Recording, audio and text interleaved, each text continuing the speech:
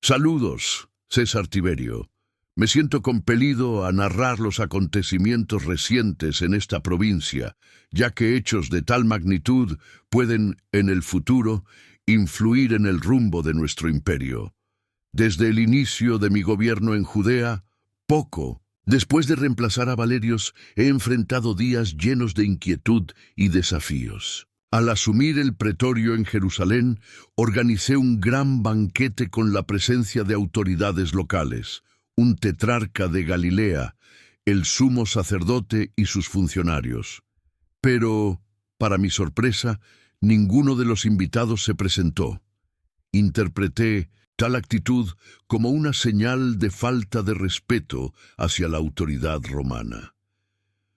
Unos días después, el sumo sacerdote, con semblante serio y un aire de falsedad, se acercó a mí alegando que, por preceptos de su religión, no podía compartir mesa con los romanos. No obstante, su actitud revelaba contradicción, y pronto se hizo evidente que él y sus seguidores estaban determinados a actuar contra el orden establecido. Desde entonces, me ha advertido que los líderes religiosos de este país están dispuestos a sacrificar incluso los lazos más cercanos por ambiciones y riquezas adquiridas. Jerusalén, con su población volátil, me impone el constante temor de revueltas, especialmente por contar con un contingente reducido, solamente un centurión y alrededor de 100 soldados bajo mi mando. Incluso, tras solicitar refuerzos a Siria, la respuesta fue desalentadora. Tropas escasas para defender incluso su propia provincia. En medio de tantas intrigas y rumores, un nombre empezó a resonar entre el pueblo y en los pasillos del poder. Un joven de Galilea que difundía una nueva doctrina enviando mensajes que, a primera vista, parecían destinados a incitar revueltas. Sin embargo, al investigar más a fondo, descubrí que aquel muchacho, Jesús de Nazaret, mostraba una actitud casi amigable con los romanos, diferenciándose de los demás líderes de la comunidad judía. Una mañana, al transitar por la plaza, noté una multitud alrededor de un hombre que reposaba junto a un árbol, pronunciando palabras con una calma que contrastaba con la agitación del ambiente. Sin interrumpir, continué mi camino, pero ordené a mi secretario, un hombre de raíces antiguas y profundo conocimiento del hebreo, que se mezclara con la multitud y captase cada detalle de su discurso. Más tarde, el secretario regresó y me contó que Jesús había dicho algo que superaba la sabiduría de los filósofos más renombrados. En un episodio notable, uno de los rebeldes cuestionó si era justo pagar tributos a César, y el nazareno respondió: «Dad a César lo que es de César y a Dios lo que es de Dios». Sus palabras, simples y directas, me impresionaron hasta el punto de concederle una libertad especial, a pesar de que tenía el poder de detenerlo o exiliarlo. Quedaba claro que no tenía intención de incitar una revuelta. Su postura, de cierto modo, lo acercaba a los principios romanos, permitiéndole actuar y enseñar sin las restricciones que yo imponía. Sin embargo, no tardó en suceder que esa libertad desagradara a los grupos más influyentes entre los judíos. Los escribas y fariseos, molestos con la franqueza con la que Jesús criticaba sus prácticas, comenzaron a mirarlo con hostilidad. En diversas ocasiones, él comparó sus discursos a los de serpientes, afirmando que, aunque sus palabras pudieran estar adornadas con atractivos ornamentos, por dentro estaban llenas de falsedad y muerte. Además, desafiaba las tradiciones locales al exaltar la humildad, atribuyéndole un mayor valor que al estatus social que tanto apreciaban. Recibía notificaciones diarias sobre la osadía del nazareno, lo que me hacía temer que sus enemigos, utilizando el orgullo y la ignorancia como armas, incitaran al pueblo contra él, lo cual a su vez me obligaría a tomar medidas drásticas. Decidí entonces invitarlo personalmente al pretorio para conversar. Recuerdo con claridad el día en que, estando en mi balcón, sentí una extraña parálisis al observar su aproximación. Jesús llegó sin alboroto, emanando una tranquilidad que disipaba cualquier tensión. Al acercarse, hizo un gesto sutil como diciendo: «Estoy aquí y no traigo desorden». Permanecí absorto durante un largo tiempo, impresionado por aquella figura que parecía trascender los moldes de las representaciones divinas y heroicas de nuestros artistas. Aún sin muestras de afecto, su calma y seguridad despertaban en mí un sentimiento de admiración, aunque también evidenciaban mi propia fragilidad ante tanta serenidad. Durante nuestra conversación, afirmó con voz temblorosa pero decidida que en los últimos 3 años había disfrutado de total libertad para expresarse y que no se arrepentía de sus palabras, las cuales mezclaban simplicidad y una sabiduría que superaba las enseñanzas de los grandes pensadores de la antigüedad. Enfatizó que, a pesar de las críticas, su mensaje se sustentaba en el amor y la paz, y que la tolerancia que le concedí no era condescendencia, sino una decisión consciente de permitir que el diálogo floreciera. Por mi parte, expresé mi preocupación por los enemigos que se formaban a su alrededor, personas poderosas y orgullosas que no tardarían en usar su discurso para incitar la revuelta de los oprimidos. Le aconsejé moderar sus declaraciones, pues advertí que el orgullo, cuando es manipulado por individuos malintencionados, podría transformar el apoyo popular en un instrumento de su ruina. Jesús, con una calma desconcertante, respondió que las leyes de la naturaleza y del Creador dictaban el orden de las cosas, y que pronto la verdad se revelaría independientemente de los clamores de la multitud. En ese mismo día sentí un alivio al darme cuenta de que, a pesar de todas las advertencias, el Nazareno había conseguido transmitir un mensaje de paz, incluso cuando su postura contrariaba la opinión de sus opositores.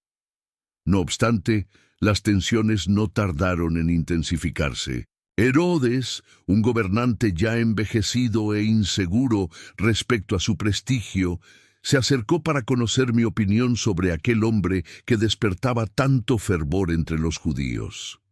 Le respondí que veía en Jesús la sabiduría de un gran pensador, cuyas enseñanzas trascendían los límites de la política, y que su libertad de expresión había sido concedida justamente por reconocer que sus actos no representaban una amenaza directa al orden romano. A pesar de mis esfuerzos por preservar la estabilidad, la atmósfera en la ciudad se calentaba con la proximidad de la Pascua.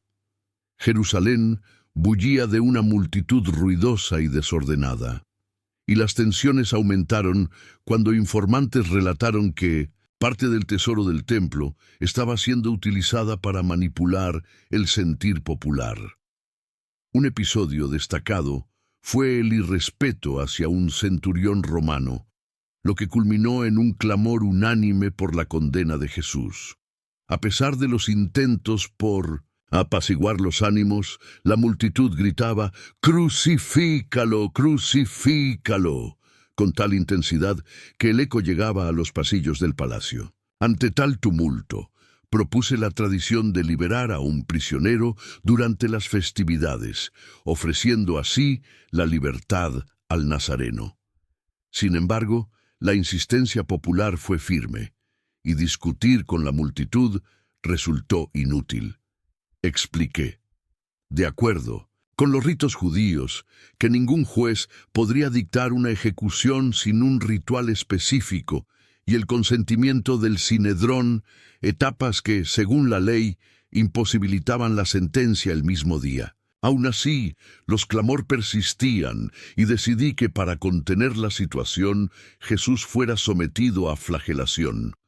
Lamentablemente, tal medida solo encendió aún más la ira de quienes lo acusaban de blasfemia e herejía.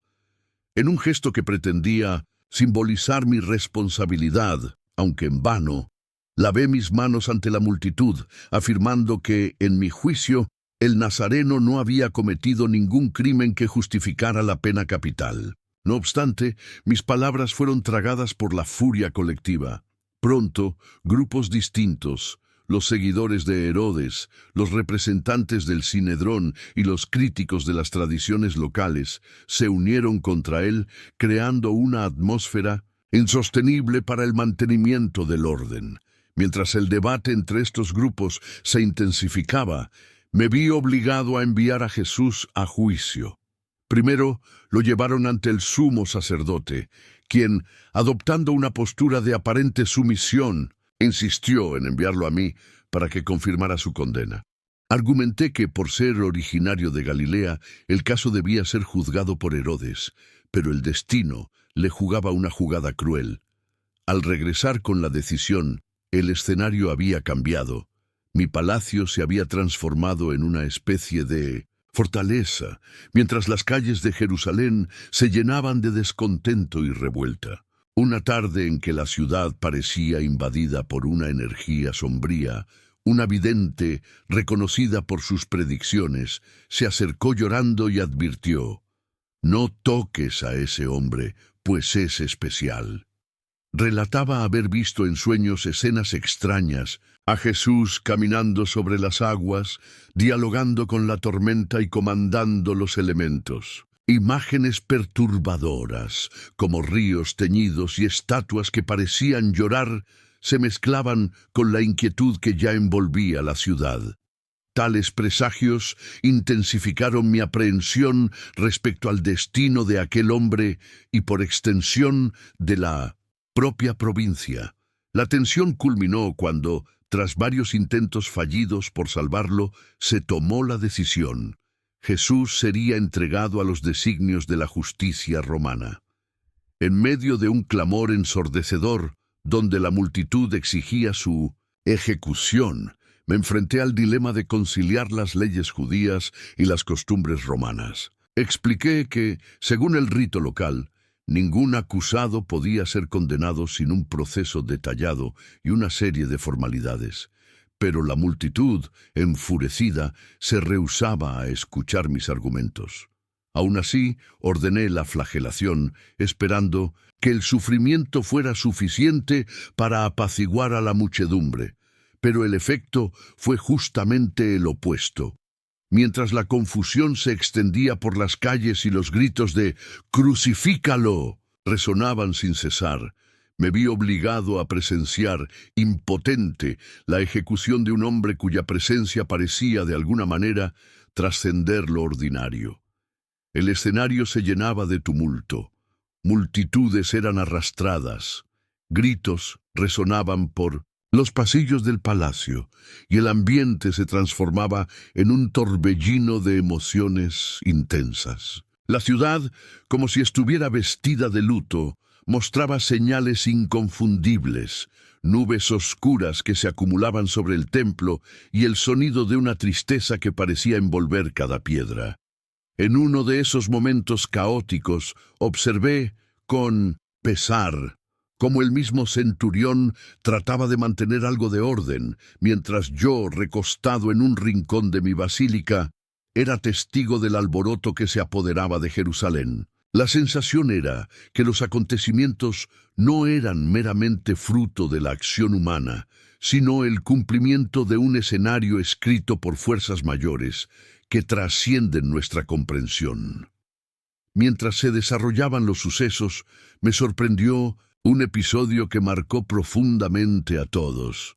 Un anciano, arrodillado en medio del caos, se acercó a mí acompañado por soldados que, aún en silencio, transmitían una tristeza palpable. Se entregó en súplica, y juntos compartimos un momento de dolor y entendimiento mutuo, sin necesidad de largas palabras para expresar lo que sucedía en nuestros corazones. De esta forma, acompañé los momentos finales del Nazareno, no como un mero espectador, sino como alguien que sentía el peso de las decisiones y de las consecuencias que caían sobre todos nosotros. Aunque tomé medidas para preservar el orden y mantener la integridad de la provincia, los hechos de aquel día dejaron marcas profundas, y pese a que la razón romana tratara de explicar cada acto, era imposible negar la magnitud de lo que se consumía ante nuestros ojos. Este es el relato de los hechos que pude presenciar y registrar con la máxima precisión que mis circunstancias me permitieron. Ruego que estas palabras sirvan como testimonio de los días turbulentos que vivimos y de los dilemas que nos fueron impuestos. Permanezco, como siempre, comprometido con el deber que se me confió, incluso frente a presiones que desafían el mismo orden establecido.